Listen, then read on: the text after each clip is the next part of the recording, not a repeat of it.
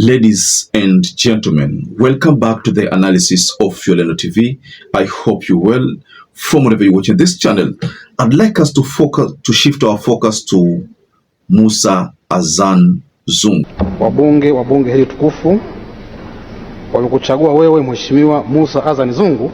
Mimi Mussa Azan Zungu nathibitisha kwamba nitakuwa mwaminifu kwa Jamhuri ya Muungano wa Tanzania. Now, Mussa Azan Zungu is the new Speaker of the United Republic of Tanzania. Now, he won after receiving 378 votes out of 383 votes cast by members of Parliament. Now, there's a very good reason why I want us to shift our focus to Mussa Zungu. Why? Because after carefully scanning the Constitution of the United Republic of Tanzania, I noted that it is possible to impeach Samia Suluhu. Now, in this analysis, I'd like us to look at these parts of the Tanzanian Constitution that guarantees an impeachment of the president. But again, let's look at the composition of the parliament first, even though it is guaranteed. Now, the Constitution tells us that CCM is composed of 390 seats. Remember, this is 390 seats. Now, ACT Wazalendo, which is a combination of, this is a party that broke away from Chadema. Now, ACT has 9 members. Now, Chauma has 3 members. Now, to impeach Samia Suluhu, there are certain things which must be done. Now, in this analysis, I'd like us to go exactly into those parts of the Constitution that allows an impeachment of the president. Mimi Samia Suluhu Hassan naapa kwamba nitakuwa mwaminifu kwa Jamhuri ya Muungano wa Tanzania. First, the Tanzanian National Assembly may pass a resolution to remove the president from office if he or she has committed acts which generally violate the Constitution or the law concerning the ethics of public leaders, or has conducted himself or herself in a manner which lowers the esteem of the office of the President of the United Republic of Tanzania, and no such motion shall be moved within 20 months from the time. Now, a notice will be written. Now, a written notice signed and supported by not less than 20% of all the members of Parliament is submitted to the Speaker 30 days prior to the sitting at which such motion is intended to be moved in the National Assembly. Okay, let's continue. So at any time after the Speaker received the notice duly signed by the members of Parliament, not less than 20%, and satisfies himself that the provisions of the Constitution for the moving of the motion have been complied with, to vote on the motion to constitute a special committee of inquiry, and if it is supported by not less than 2/3 of all the members of Parliament, the Speaker shall announce the names of the members of the special committee of inquiry. The special committee of inquiry for the purpose of this article shall consist of the following members, that is to say, the Chief Justice of the United Republic, who shall be the chairman of the committee, the Chief Justice of Zanzibar, and 7 members appointed by the Speaker in accordance with the standing orders of the National Assembly, and taking into account the proportion representation amongst the political parties represented in the National Assembly. Now, in the event that the National Assembly passes the motion to constitute a special committee of inquiry, the President shall be deemed out of office, and the duties and function of the office shall be discharged in accordance with a certain article of the Constitution. Now, the Speaker shall inform the President about the resolution of the National Assembly in connection with the charges brought against him or her. Now, within 7 days after the special committee of inquiry is constituted, it shall sit, inquire into and analyze the charges preferred against the President, including affording the President the opportunity to be heard in defense, in accordance with the procedure prescribed by the standing orders of the National Assembly. Then, as soon as possible and in any event within a period of not more than 90 days, the Special Committee of Inquiry shall submit its report to the Speaker. Then, after the Speaker receives the report of the Special Committee of Inquiry, the report shall be tabled before the National Assembly in accordance with the procedure prescribed by the standing orders of the National Assembly. Now, after the report, the Special Committee of Inquiry is submitted pursuant to sub-article of the National Assembly, which shall discuss the report and shall afford the President the opportunity to be heard.